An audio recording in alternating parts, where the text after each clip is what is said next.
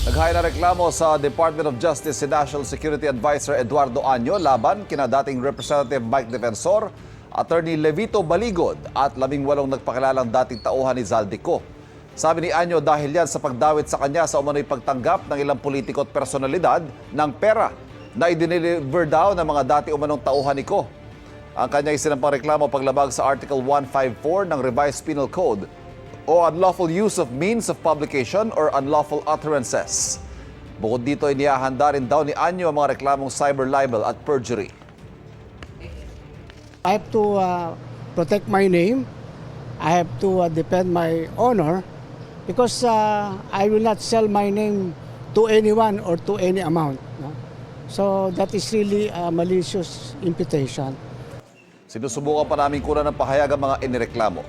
Patuloy naman na iniimbestigahan ng National Bureau of Investigation ang kredibilidad at mga aligasyon ng 18 dating tauhan umano ni Ko. Ay kay NBI Director Melvin Matibag na kumpirma ng hindi dating sundalo ang ilan sa kanila. May ilan din daw na nahaharap sa kasong kriminal. Inaalam din ng NBI kung sino ang mga nasa likod ng paglantad ng 18. Kapuso, huwag magpapahuli sa latest news and updates. Mag-iuna ka sa balita at mag-subscribe sa YouTube channel ng GMA Integrated News.